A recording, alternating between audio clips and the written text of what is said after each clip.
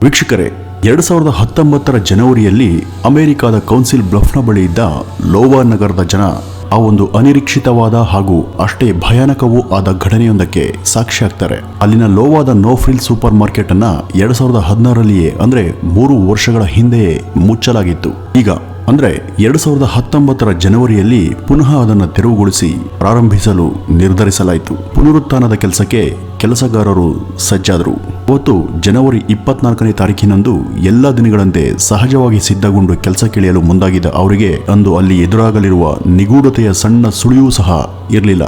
ಎಂದಿನಂತೆ ಕಾರ್ಮಿಕರು ಆ ದಿನವನ್ನು ಸಹ ಸ್ವಾಗತಿಸಿ ಬೆಳಗಿನ ಚಹಾ ಸೇವಿಸಿ ತಿಂಡಿ ತಿಂದು 3 ವರ್ಷಗಳ ಕಾಲ ಮುಚ್ಚಿದ್ದ ಸೂಪರ್ ಮಾರ್ಕೆಟ್ನ ಬಾಗಿಲು ತೆರೆದು ಅದರ ಎಲ್ಲಾ ವಿಭಾಗಗಳ ಕೋಣೆಗಳನ್ನ ಸ್ವಚ್ಛಗೊಳಿಸಲು ಶುರು ಮಾಡಿದ್ರು. ಸೂಪರ್ ಮಾರ್ಕೆಟಿನ ಗ್ರಾಸರಿ ಅಂದ್ರೆ ದಿನಸಿ ವಿಭಾಗಕ್ಕೆ ಪ್ರವೇಶಿಸಿದ ಕೆಲಸಗಾರರು ಅಲ್ಲಿನ ಶೆಲ್ಫ್ಗಳನ್ನ ಹಾಗೂ ಮೇಲಿನ ಏರ್ ಕೂಲರ್ಗಳನ್ನ ಸ್ವಚ್ಛಗೊಳಿಸಲು ಮುಂದಾದಾಗ ಅವರಿಗೆ ಆ ಶೆಲ್ಫ್ಗಳ ಹಿಂದಿನ ಪ್ಯಾಸೇಜಿನಲ್ಲಿ ಭೀಕರವಾದ ದೃಶ್ಯವೊಂದು ಕಾಣಿಸಿ ಅವರೆಲ್ಲರನ್ನೂ ಕೂಡ ಬೆಚ್ಚಿ ಬೀಳಿಸಿತು. ಆ 12 ಅಡಿ ಅಗಲವಿದ್ದ ಆ ಉದ್ದನೆಯ ಕಾಮಾನಿನಲ್ಲಿ ಒಂದು ಅಪರಿಚಿತ ವ್ಯಕ್ತಿಯ ಶವ ಅಳವಳಿಕೆಯೋಪಾದಿಯಲ್ಲಿ ಸತ್ತು ಬಿದ್ದಿತ್ತು. ಅಂತಹ ಒಂದು ದೃಶ್ಯವನ್ನು ನಿರೀಕ್ಷಿಸಿದ ಕಾರ್ಮಿಕರು ಅದನ್ನು ನೋಡಿದವರೇ ಹೌಹಾರದರು. ಕೂಡಲೇ ಈ ಒಂದು ವಿಷಯ ಅಧಿಕಾರಿಗಳ ವಲಯದ ಕಿವಿಗೂ ಮುಟ್ಟಿತು. ಸೂಪರ್ ಮಾರ್ಕೆಟಿನ ಆವರಣದಲ್ಲಿ ಅಪರಿಚಿತ ಶವ ಸಿಕ್ಕಿರುವ ಸಂಗತಿ ಅವರಿಗೂ ಸಹ ಗಾಬರಿ ಉಂಟು ಮಾಡಿತು. ಕೂಡಲೇ ಸ್ಥಳಕ್ಕೆ ಆ ಮಾರ್ಕೆಟಿನ ಮಾಲೀಕರು, ಪೊಲೀಸ್ ಅಧಿಕಾರಿಗಳ ಜೊತೆ ಶವ ಪರೀಕ್ಷಾ ತಜ್ಞರು ಸಹ ಹಾಜರಾದರು. ಶವ ಯಾವ ಸ್ಥಿತಿಯಲ್ಲಿ ದೊರೆತಿತ್ತು ಅಂದ್ರೆ ಅದು ಸಂಪೂರ್ಣ ಅಸ್ಥಿಪಂಜರದ ರೂಪದಲ್ಲಿದ್ದು ಅದರ ಮೈಮೇಲಿನ ವಸ್ತ್ರವು ಗುರುತೇ ಸಿಗದಷ್ಟು ನಶಿಸಿತ್ತು. ಆ ಒಂದು ಕ್ಷಣಕ್ಕೆ ಆ ವ್ಯಕ್ತಿ ಗಂಡೋ ಹೆಣ್ಣೋ ಎಂದು ಹೇಳಲಾಗದಷ್ಟು ಶವ ಅಸ್ಪಷ್ಟವಾಗಿತ್ತು. ಆ ಶವವನ್ನು ನೋಡಿದೊಡನೆ ತಜ್ಞರಿಗೆ ಒಂದು ವಿಷಯವಂತೂ ಸ್ಪಷ್ಟವಾಯಿತು. ಅದೇನು ಅಂದ್ರೆ ಈ ವ್ಯಕ್ತಿ ಸತ್ತು ಬಹಳವೇ ಕಾಲವಾಗಿದೆ ಅಂತ. ಆದ್ರೆ ಸೂಪರ್ ಮಾರ್ಕೆಟಿನ ಆವರಣದಲ್ಲಿ ಯಾಕೆ ಈ ಒಂದು ವ್ಯಕ್ತಿಯ ಶವ ಸಿಗ್ಬೇಕು? ಈ ವ್ಯಕ್ತಿ ಇಲ್ಲಿ ಹೇಗ್ ಸತ್ತ? ಒಂದ್ ವೇಳೆ ಆತ ಇಲ್ಲಿಯೇ ಸತ್ತಿದ್ರು ಸಹ ಇಷ್ಟು ಕಾಲ ಏಕೆ ಇದು ಯಾರ ಗಮನಕ್ಕೂ ಬರಲಿಲ್ಲ? ಇಷ್ಟಕ್ಕೂ ಆ ಸತ್ತ ವ್ಯಕ್ತಿಯಾದ್ರೂ ಯಾರು? ಈ ಅನೇಕ ಗೊಂದಲಗಳು ಎಲ್ಲರ ತಲೆದೋರಿದವು. ಕೂಡಲೇ ಶವ ಹಾಗೂ ಅದಕ್ಕೆ ಸಂಬಂಧಿಸಿದ ಪ್ರತಿಯೊಂದು ವಸ್ತುಗಳನ್ನು ಸಹ ವಶಕ್ಕೆ ತೆಗೆದುಕೊಂಡ ಕೊರೋನರ್ ತಂಡವು ಲ್ಯಾಬ್ಗೆ ಕರೆದೊಯ್ದು ಶವ ಪರೀಕ್ಷೆಗೆ ಮುಂದಾಯಿತು. ಈ ವರದಿ ಬರೋವರೆಗೂ ಅದರ ಕುರಿತು ಏನೂ ತೀರ್ಮಾನಿಸಲು ಸಾಧ್ಯವಿರಲಿಲ್ಲ. ಪುನಃ ಕೆಲಸಕ್ಕೆ ತಡೆಬಿತ್ತು. ಎಲ್ಲರೂ ಶವ ವರದಿಗಾಗಿ ಕಾತುರದಿಂದ ಕಾದರು. ಕೊರೋನರ್ಗಳಿಗೂ ಸಹ ಈ ಶವದ ವಿವರ ಕೆದಕಲು ಸ್ವಲ್ಪ ಹೆಚ್ಚೇ ಸಮಯ ಹಿಡಿತು. ಕಡೆಗೂ ಅವರಿಂದ ಶವದ ಪ್ರಾಥಮಿಕ ವಿವರಗಳು ಬಯಲಾದವು. ಈ ಶವ ಒಬ್ಬ ಪುರುಷನದಾಗಿದ್ದು ವ್ಯಕ್ತಿಯು ಸತ್ತಾಗ ಆತನಿಗೆ ಸುಮಾರು 25 ವರ್ಷವಿರಬಹುದೆಂದು ಅಂದಾಜಿಸಲಾಯಿತು. ಅಂದಾಜಿನ ಪ್ರಕಾರ ಈ ವ್ಯಕ್ತಿ ಸತ್ತು ಕನಿಷ್ಠ 8 ರಿಂದ ಗರಿಷ್ಠ 10 ವರ್ಷಗಳೇ ಆಗಿವೆ ಎಂದು ಅಟಾಪ್ಸಿಯ ವರದಿ ಹೇಳಿತು. ಅಟಾಪ್ಸಿಯು ತನ್ನ ಕೆಲಸವನ್ನು ತಾನು ಮಾಡಿತ್ತು. ಈಗ ಮುಂದಿನ ವಿವರಗಳ ತನಿಖೆಯ ಹೊಣೆ ಅಲ್ಲಿನ ಅಧಿಕಾರಿಗಳ ಮೇಲೆ ಬಿತ್ತು. ತಲೆ ಕೆರೆದುಕೊಂಡ ಅವರು ಕೇಸ್ ಮೇಲೆಳೆದುಕೊಂಡು ತನಿಖೆಯನ್ನ ಆರಂಭಿಸಿದರು. 10 ವರ್ಷಗಳ ಹಿಂದೆಯೇ ವ್ಯಕ್ತಿ ಸತ್ತದ್ದು ನಿಜವಾದ ಪಕ್ಷದಲ್ಲಿ 10 ವರ್ಷಗಳ ಹಿಂದೆ ಕಾಣೆಯಾದವರ ದೂರುಗಳ ಪಟ್ಟಿಯನ್ನ ಅಧಿಕಾರಿಗಳು ಮೊದಲು ಪರಿಶೀಲಿಸಲು ಮುಂದಾದರು. ಕಾಣೆಯಾದವರ ಪ್ರಕರಣಗಳಲ್ಲಿ ಇನ್ನೂ ಬಗೆಹರಿಯದವರ ಫೈಲ್ಗಳನ್ನ ಕೆದಕುವಾಗ ಅವರಿಗೆ ತಿಳಿದದ್ದು 10 ವರ್ಷಗಳ ಹಿಂದೆ ಮನೆ ಬಿಟ್ಟು ಕಾಣೆಯಾದ 25 ವರ್ಷದ ಓರ್ವ ಯುವಕನ ಜಾತಕ. ಆ ವ್ಯಕ್ತಿ ಈತನೇ ಇರಬಹುದೇ ಎಂದು ತನಿಖೆ ಮುಂದುವರಿಸಿದ ಅಧಿಕಾರಿಗಳ ಶ್ರಮ ವ್ಯರ್ಥವಾಗಲಿಲ್ಲ. ಅವರ ಊಹೆ ನಿಜವಾಗಿತ್ತು. ಆ ವ್ಯಕ್ತಿ ಈತನೇ ಆಗಿದ್ದ ಹಾಗೂ ಆತನ ಹೆಸರು ಲ್ಯಾರಿ ಎಲಿ ಮುರಿಲ್ಲೋ ಮೊಕಾಂಡ ಎಂದು. ಅದಲ್ಲದೆ ಈತ ಈ ಸೂಪರ್ ಮಾರ್ಕೆಟ್ನ ಓರ್ವ ಕೆಲಸಗಾರನೂ ಆಗಿದ್ದ ಸಂಗತಿ ನಂತರ ತಿಳಿದುಬಂತು. ಏನೀತನ ಕತೆ? ಯಾಕೆ ಈತ ಶವವಾಗಿ ಅಲ್ಲಿ ಸಿಕ್ತ? ಇಷ್ಟು ವರ್ಷಗಳ ಕಾಲ ಏಕೆ ಈತನ ಸಾವಿನ ಸುಳಿವು ಯಾರಿಗೂ ಗೊತ್ತಾಗ್ಲಿಲ್ಲ? ಈ ಎಲ್ಲಾ ಪ್ರಶ್ನೆಗಳಿಗೂ ಸಹ ನಿಧಾನವಾಗಿ ಉತ್ತರ ಸಾಧಿಸುವಲ್ಲಿ ಅಧಿಕಾರಿಗಳು ಯಶಸ್ವಿಯಾದರು. ಲ್ಯಾರಿ ಅದೇ ನಗರದ ನಿವಾಸಿಯಾಗಿದ್ದ. ಆತನ ಪೋಷಕರು ಹತ್ತಿರದಲ್ಲೇ ವಾಸವಿದ್ರು. 2009 ನವೆಂಬರ್ನಲ್ಲಿ ಕಾರಣಾಂತರಗಳಿಂದ ಹಾಗೂ ವೈಯಕ್ತಿಕ ಒತ್ತಡಗಳಿಂದ ಮನೆ ಬಿಟ್ಟು ಹೋದ ಈತನ ತದನಂತರದ ಇತ್ಯೋಪರಿಗಳು ಮನೆಯವರಿಗೆ ತಿಳಿಲೇ ಇಲ್ಲ. ಅವರು ಹೆಚ್ಚು ಕಡಿಮೆ ಅದೇ ವರ್ಷದ ಡಿಸೆಂಬರ್ನಲ್ಲಿ ಕಾಣೆಯಾದ ತಮ್ಮ ಮಗನ ಬಗ್ಗೆ ಒಂದು ಮಿಸ್ಸಿಂಗ್ ದೂರನ್ನು ಸಹ ಹತ್ತಿರದ ಶರೀಫ್ ತಾಣದಲ್ಲಿ ದಾಖಲಿಸಿದ್ರು.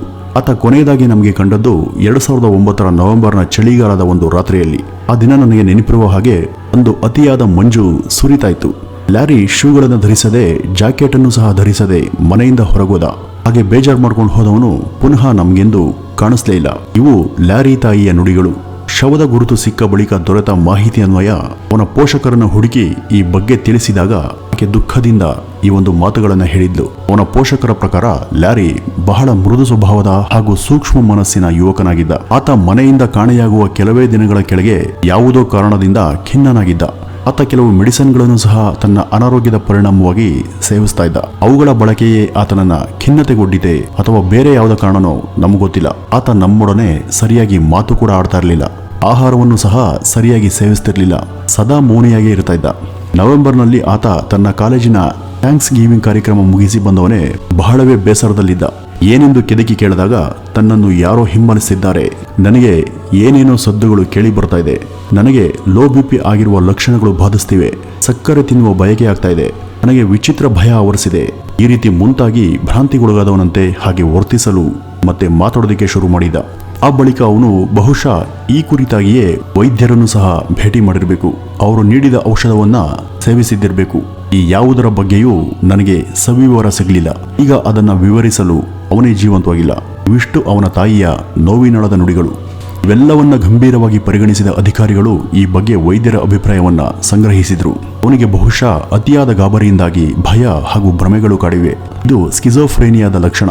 ಸಾಮಾನ್ಯವಾಗಿ ಪ್ರತಿ 3ರಲ್ಲಿ ಒಬ್ಬರಿಗೆ, ಅದರಲ್ಲೂ 20ರಿಂದ 27ರ ನಡುವಿನ ವಯಸ್ಸಿನ ತರುಣರಿಗೆ ಇದು ಸಹಜವಾಗಿ ಕಾಣಿಸುವ ಒಂದು ಮಾನಸಿಕತೆ. ಆತ ಮೊದಲೇ ಸ್ವಭಾವತಃ ಸೂಕ್ಷ್ಮ ಮನಸ್ಸಿನವನಾಗಿದ್ದ. ಜೊತೆಗೆ ಒಂಟಿತನ, ಭಯ, ಭ್ರಮೆಗಳಿಂದ ಆತ ವೈದ್ಯರು ನೀಡಿದ ಔಷಧಿಯನ್ನೇನೋ ಸೇವಿಸಿದ. ಆದರೆ ಅದು ಸಮಸ್ಯೆಯನ್ನ ನೀಗಿಸುವ ಬದಲು ಹೆಚ್ಚು ಮಾಡಿ ಅವನಲ್ಲಿ ಒಂದು ರೀತಿಯ ಸೈಕೋಸಿಸ್ ಸ್ಥಿತಿಯನ್ನ ಉಂಟು ಮಾಡಿತ್ತು. ಇಂಥವರು ಸಾಮಾನ್ಯವಾಗಿ ಮನೆಯಲ್ಲಿ ಮನೆಯವರೊಂದಿಗೆ ಇರಲು ಇಚ್ಛಿಸೋದಿಲ್ಲ.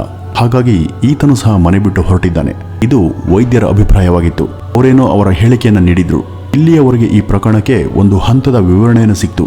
ಆದರೆ ಅವನ ಸಾವು ಹೇಗೆ ಸಂಭವಿಸಿತು, ಈ ಸೂಪರ್ ಮಾರ್ಕೆಟ್ಗೂ ಆತನಿಗೂ ಇದ್ದ ನಂಟೇನು ಎಂಬುದೇ ಈಗ ಎಲ್ಲರ ಮುಂದಿದ್ದ ಯಕ್ಷ ಪ್ರಶ್ನೆ. ಇದಕ್ಕೂ ಸಹ ಮುಂದಿನ ತನಿಖೆಯ ವರದಿಗಳು ಸಮಾಧಾನಕರ ಉತ್ತರವನ್ನು ಕೊಟ್ಟು.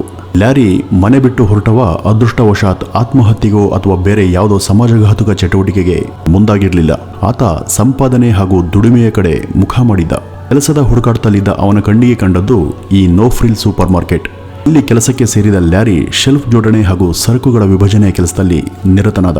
ಆತ ಇಲ್ಲಿ ಕೆಲಸದಲ್ಲಿದ್ದಾಗಲೇ ಅಚಾನಕ್ ಆಗಿ ಸತ್ತಿರುವ ಬಗ್ಗೆ ಊಹಿಸಲಾಯಿತು. ಕಾರಣ ಅವನ ಸಾವು ಹೇಗಾಯಿತು ಎಂಬುದರ ಖಚಿತ ವಿವರ ಸಿಗಲು ಸಾಧ್ಯವೇ ಇರಲಿಲ್ಲ. ಅಧಿಕಾರಿಗಳು ತಮ್ಮ ಬುದ್ಧಿಯನ್ನೆಲ್ಲ ಪ್ರಯೋಗಿಸಿ ಅವನು ಹೇಗೆ ಸತ್ತಿರಬಹುದು ಹಾಗೂ ಈ ಸಾವು ಏಕೆ ಒಂದಿಡೀ ದಶಕದವರೆಗೆ ಯಾರ ಗಮನಕ್ಕೂ ಬರದೇ ಇದ್ದಿರಬಹುದೆಂಬುದರ ಕುರಿತು ಸತ್ಯಕ್ಕೆ ಅತ್ಯಂತ ಹತ್ತಿರದ ರೀತಿಯಲ್ಲಿ ಅಂದಾಜಿಸಿದರು. ಅವರ ಊಹೆ ಪ್ರಕಾರ ಲ್ಯಾರಿಯದ್ದು ಶೆಲ್ಫ್ ಹಾಗೂ ಮೇಲಿನ ಏರ್ ಕೂಲರ್ಗಳ ಸ್ವಚ್ಛತೆಯ ಕೆಲಸವಾಗಿತ್ತು.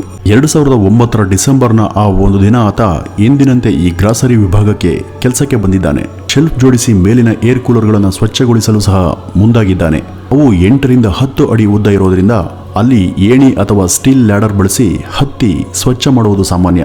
ಆತ ಒಂದೋ ಹೀಗೆಯೇ ಲ್ಯಾಡರ್ ಹತ್ತಿ ಕೂಲರ್ ಪೇರಿಸುವಾಗ ಆಯತಪ್ಪಿ ಹಿಂದುಗಡೆಯ ಪ್ಯಾಸೇಜ್ಗೆ ಬಿದ್ದು ಸತ್ತಿದ್ದಾನೆ, ಅಥವಾ ಏರ್ ಕೂಲರ್ ಬಳಿ ಕುಳಿತು ಮಿರಮಿಸುವಾಗ ನಿದ್ರೆಯ ಮಂಪರ್ನಲ್ಲಿ ಆಯತಪ್ಪಿ ಬಿದ್ದು ಸತ್ತಿದ್ದಾನೆ. ಒಟ್ಟಿನಲ್ಲಿ ಆತ 11 ಅಡಿ ಅಥವಾ 12 ಅಡಿ ಮೇಲಿಂದ ಅನಿರೀಕ್ಷಿತವಾಗಿ ಕೆಳಗೆ ಬಿದ್ದಿದ್ದಾನೆ. ಅದಂತೂ ಸ್ಪಷ್ಟ. ಈ ಫಾಲ್ನ ಒತ್ತಡದ ತೀವ್ರತೆ ಆತನ ಪ್ರಾಣವನ್ನೇ ತೆಗೆದಿದೆ. ಇನ್ನು ಈ ಸುದ್ದಿ ಯಾಕೆ ಯಾರ ಗಮನಕ್ಕೂ ಬರಲಿಲ್ಲ ಎಂದು ತರ್ಕಿಸುವುದಾದರೆ, ಆತ ಇದ್ದದ್ದು ನಿರ್ಜನವಾದ ಗ್ರಾಸರಿಯ ಹಿಂಭಾಗದಲ್ಲಿ. ಬಿದ್ದಿರುವುದು ಅದರ ಹಿಂದುಗಡೆ ಯಾರೂ ಓಡಾಡದ ಖಾಲಿ ಪ್ಯಾಸೇಜ್ನಲ್ಲಿ. ಮೇಲಾಗಿ ಅಲ್ಲಿನ ಏರ್ ಕೂಲರ್ಗಳ ಕ್ಯೂಗಡಚುವ ಸದ್ದಿನಿಂದಾಗಿ ಬಿದ್ದಾಗ ಕಿರುಚದ ಅಥವಾ ನೋವಿನಿಂದ ಒದ್ದಾಡಿ ಅರಚಿದ ಅವನ ಕೂಗಾಟ ಯಾರಿಗೂ ಸಹ ಕೇಳಿಸಿಲ್ಲ. ಆ ಏರ್ ಕೂಲರ್ಗಳು ಹೊರಸೂಸುವ ಗಾಳಿಯ ವಾಸನೆಯಿಂದಾಗಿ ಲ್ಯಾರಿಯ ಶವದ ವಾಸನೆಯೂ ಸಹ ಯಾರ ಗಮನಕ್ಕೂ ಬಂದಿಲ್ಲ. ಹಾಗೂ ಅವನು ಬಿದ್ದ ಸ್ಥಳವು ಸಾಮಾನ್ಯವಾಗಿ ಸದಾ ಯಾರೂ ಓಡಾಡದ ಜಾಗವಾದ್ರಿಂದ ಅವನ ಇರುವಿಕೆಯ ಬಗ್ಗೆ ಯಾರಿಗೂ ಗೊತ್ತಾಗಿಲ್ಲ. ಅದು ಎಲ್ಲಿಯವರೆಗಂದ್ರೆ ಭರ್ತಿ 10 ವರ್ಷಗಳ ಕಾಲ. ಲ್ಯಾರಿಯ ದೇಹ ಯಾರ ಗಮನಕ್ಕೂ ಬರದೆ ಅಲ್ಲಿಯೇ ಉಳಿದು ಪಳೆಯುಳಿಕೆಯಾಗಿ ಹೋಗಿದೆ. ಅಧಿಕಾರಿಗಳ ಈ ಊಹೆ ಅತ್ಯಂತ ಸಮರ್ಥವಾಗಿಯೂ ನಿಖರವಾಗಿಯೂ ಇತ್ತು. ಕಡೆಗೂ ಲ್ಯಾರಿಯ ಈ ನಿಗೂಢತೆಯ ಉತ್ತರ ಸಿಕ್ಕಿ ಈ ಪ್ರಕರಣ ಮುಕ್ತಾಯವೂ ಆಯಿತು. ಆದರೆ ಸ್ವಂತ ದುಡಿಮೆಯಿಂದ ಮೇಲೆ ಬರುವ ಹಂಬಲ ಹೊಂದಿದ್ದ ಲ್ಯಾರಿಯ ಅಂತ್ಯ ಈ ರೀತಿ ಆದುದೇ ಇಲ್ಲಿ ದುಃಖದ ಸಂಗತಿ. ಇದಿಷ್ಟು ಈ ಒಂದು ವಿಡಿಯೋದ ಮಾಹಿತಿ. ನಮಸ್ಕಾರ.